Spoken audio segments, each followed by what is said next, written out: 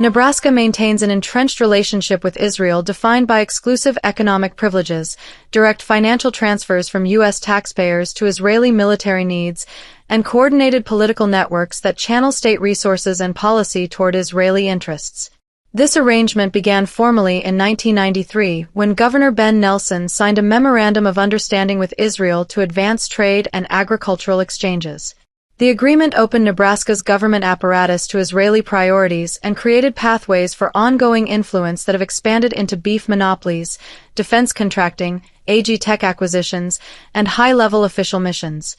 Nebraska supplies more than 99% of all U.S. beef exports to Israel through a single facility, WR Reserve Protein Group in Hastings.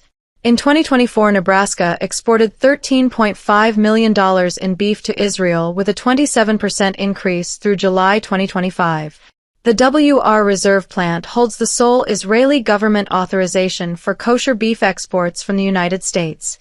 Owner and manager Fischl Ziegelheim secured this monopoly after navigating Israeli regulatory processes and received direct state support, including a $1 million community development block grant to double plant capacity. Israeli distributors advertise the product on trucks as fresh, juicy, marbled black Angus beef from Nebraska. This exclusivity funnels Nebraska agricultural output and taxpayer-backed grants into a closed Israeli-approved channel while other U.S. states remain locked out. Defense ties deepen the financial extraction. Nebraska companies have received nearly $13 million in U.S. foreign military financing since 1996 to supply material directly to the Israeli Defense Forces. Firms including Almond Brothers, Inholdridge and Mill Power Source participate in this flow of federal funds that originate from American taxpayers and support Israeli military operations. Engineering company HDR, headquartered in Omaha with a Tel Aviv office, contributes to Israeli infrastructure and defense projects. HDR executives joined official Nebraska delegations to secure expanded contracts.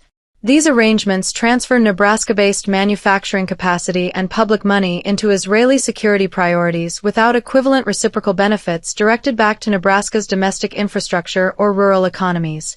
AG tech partnerships follow the same pattern of Israeli leverage.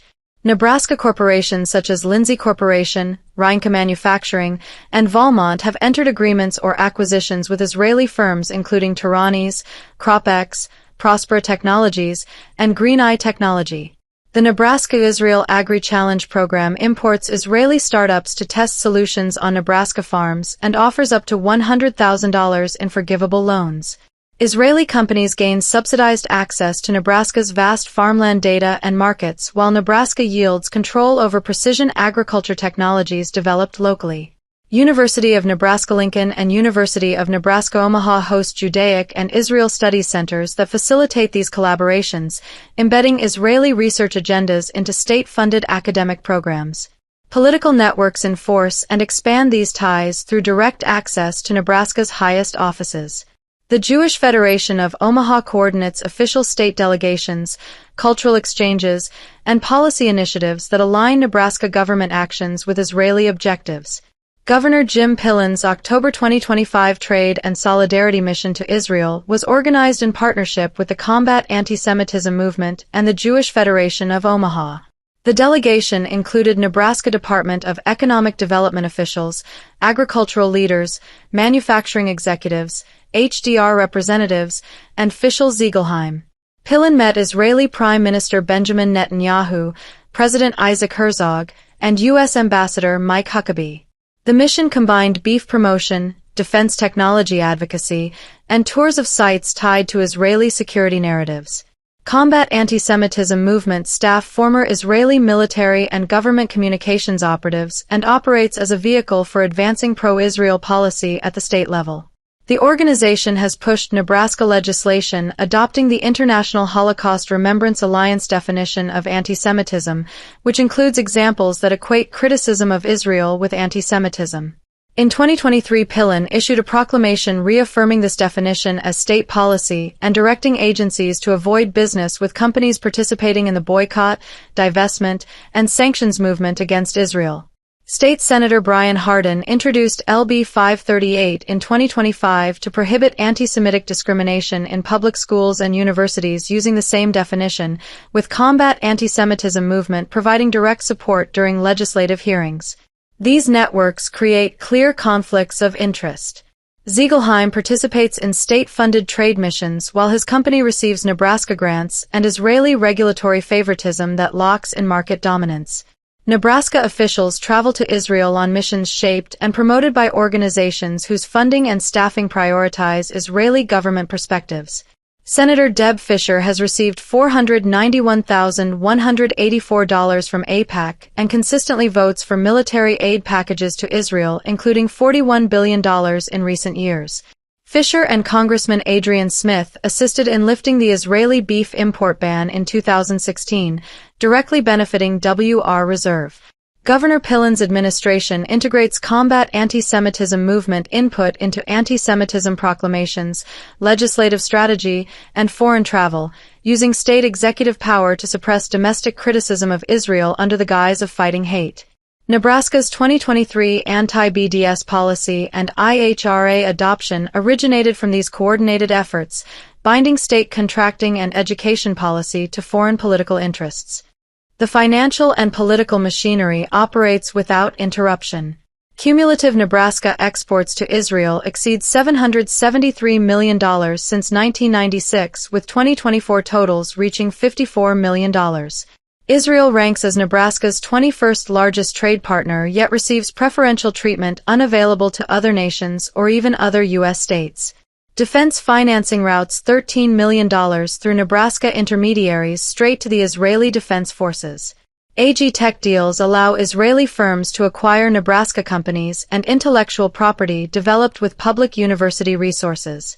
Official missions blend business promotion with political solidarity, as seen in Pillen's delegation touring the Nova Festival Memorial and Kfar Aza Kibbutz while negotiating expanded contracts. Combat Anti-Semitism movement hosts follow-up networking sessions in Tel Aviv with Nebraska economic officials immediately after the governor's visit, ensuring continuous alignment between state policy and Israeli demands. This structure produces measurable undue influence. Nebraska's rural economy, already strained by commodity price volatility and infrastructure needs, diverts grants, legislative attention, and executive travel to sustain Israeli market access and military supply chains.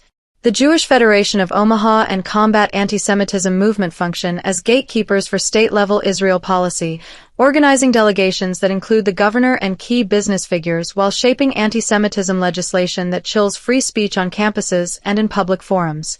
Ziegelheim's dual role as private exporter and delegation member illustrates how personal financial gain intersects with public office. Pillen's proclamation and legislative support for IHRA definitions extend this influence into education and contracting, forcing Nebraska institutions to adopt a framework that Israeli-aligned groups promote globally to equate policy criticism with bigotry.